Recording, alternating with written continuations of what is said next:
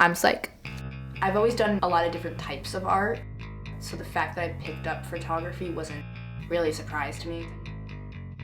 I personally love it when there's something super visually interesting about a photo. I love playing around with that, and they remind me of paintings. And I love color theory, and that's a huge reason as to why my pictures look the way they do. I want it to be a visually interesting photo that someone who's also not a photographer can look at that and be like, oh, that's cool. I don't think you should make art for people that just also make that type of art. Other people should also be able to look at that and be like, oh, I could do that, or that's something I'm interested in, or that looks really cool. People come up to me at shows, they see me holding a camera and they ask me, oh, what's your Instagram account, whatever, and I show them, they're like, oh, I know that. Usually they can't put my face to it. Sometimes I'll just start saying my name and they're like, oh, I follow you already. The fact that people can recognize my photos is really cool. That proves to me that I did something right. I mean, I always want to change and evolve and get better, but I definitely think I've developed something that is at least recognizable. The first show I ever went to was at Debonair Music Hall. I was 13, and I didn't really know what I was going to. My friend, her brother was in a band called White Lotus. So her parents took us, and I think it was C+ that opened for them. Freshman year, I just kind of just went to a bunch of C+ shows. My junior year, because it was after COVID, so it was the shows coming back from COVID. I saw them at Red House, and I kind of decided that I wanted to be more than just someone who goes to the shows, and I wanted to be part of the community in general. My go-to was, oh, I know how to use a camera, so, and I got to take pictures of them at Red House again, a few weeks later, and then that kind of started. I saw more bands that were okay with me taking photos of them, and then I started meeting them afterwards, being like, hey, I was the person that took pictures of you that one time. And they were like, oh, cool, you should come to this other show. And then I started meeting more people, and I really wanted to talk to the bands, because I would stay for the whole show anyway, so might as well just talk to the bands and see what's up and see what they're doing, what they're making. Those are the people that were inspiring me the most, and I loved that. And that slowly became, now I'm lucky enough to call so many of them my friends, which is so cool. The work was a good divide. It was a good reason to start talking to someone was taking pictures of them. The photos really helped me kind of communicate with people, and now I get to have really awesome, talented friends that make super cool music. So in the summer of 2022, I joined my friend Aidan and his band on tour. Their last 3 dates, which were in Philly, New York, and then a show in Jersey.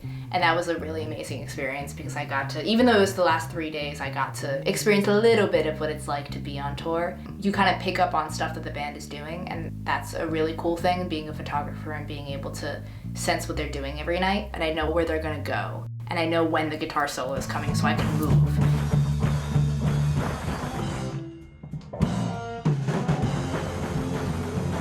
I always found the Jersey scene to be really special because even when I moved to California for a year, as much as I loved that experience, the shows I went to there were not the same. Jersey just felt so homey, and people really cared about each other, and people were really genuine. People out in California were very, they're super talented, awesome people, but you could tell they were in LA for a reason, and no one really comes to Jersey to get a record deal. So it's cool to see a bunch of people making music just because they love making music.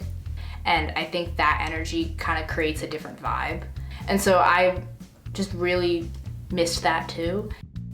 So at the beginning of this fall, I think it was September, I was looking back at all the photos I'd taken and decided I wanted to make a zine.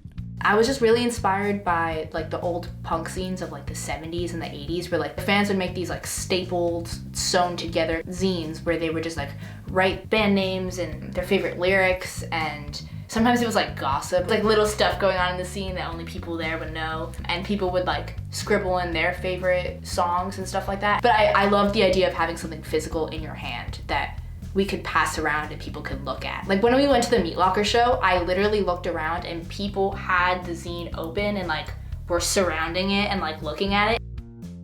It was really awesome to put that together for people. It took me about 2 months to put the whole zine together, but it's all an accumulation of a year and a half of photos that I've taken. It's kind of like a thank you for me to the scene because I just have so much love for this like collective of artists that we've created. It's an amazing thing and I'm always grateful to be part of something like that. And I just want to give back to the community in a way. And I feel like it was time for us to have something like that.